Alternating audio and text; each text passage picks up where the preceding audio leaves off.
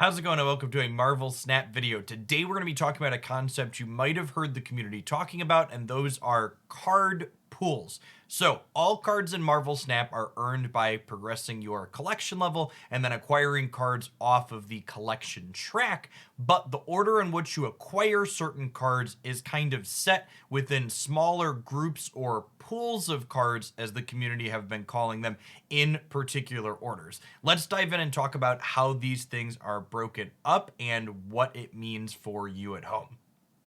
There are 6 different groupings of cards in Marvel Snap. Let's dive on into talking about what they are and why things are broken up the way in which they are.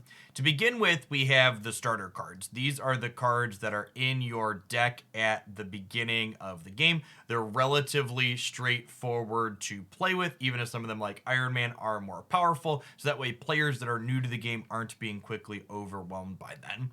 Moving into the first few cards you get between levels 1 and 14 along the collection track, these cards start to reveal some synergies between things, such as Odin with other unrevealed cards like White Tiger, or Spectrum with various ongoing effects such as Khazar and Mr. Fantastic, to start giving players an idea of the depth that the game has.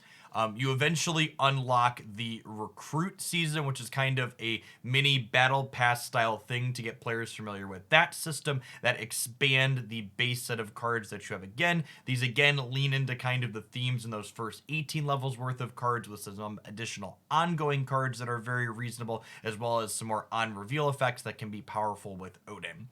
Then you move into the first of 3 kind of more generic card pools that have a deeper availability of cards in them. The first of these, which we generally refer to as Pool 1 in the Marvel Snap community, consists from collection level 18 through 214, and you get quite a number of cards as you progress through these levels here. There's over a page of them here on Snap, and these again just continue to flesh out those basal archetypes.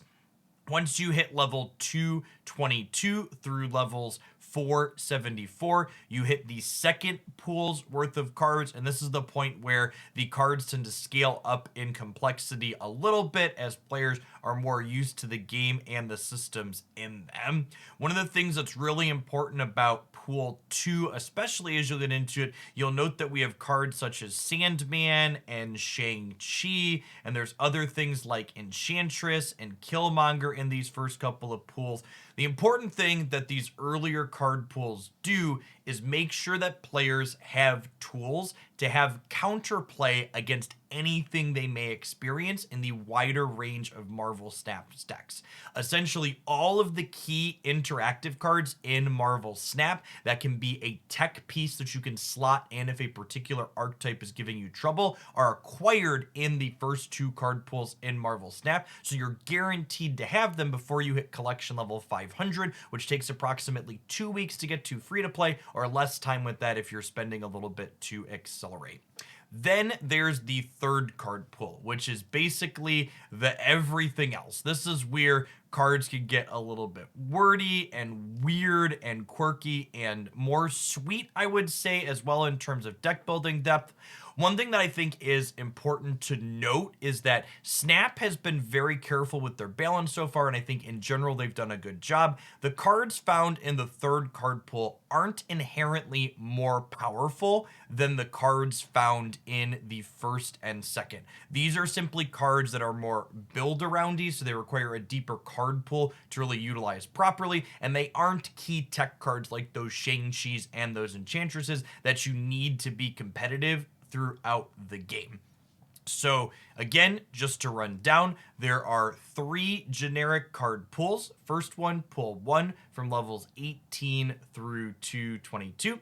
Then starting at 222, you get into Pool 2, which finishes up by 474, and then by the time you get that full first 2 pools completed in those first 2 weeks of playing, you're going to have a lot of tech cards and things to play with in terms of deck building. Now, one important thing to note as far as matchmaking has gone in the closed beta, and this could change with the release slightly, but I would be kind of surprised if it does, is that matchmaking against other players on the ladder does take your collection level into account up until a certain certain point. So as long as you are still below that 474, you haven't gotten your first pool 3 kind of playing in the deep end of Marvel Snap card. The ladder, generally speaking, only pairs you into other players that are also playing with pool 1 and pool 2 cards. This gives players a better chance to kind of get familiar with Snap and not be overwhelmed by the depth of all of the cards. But then once you get into levels 500 plus,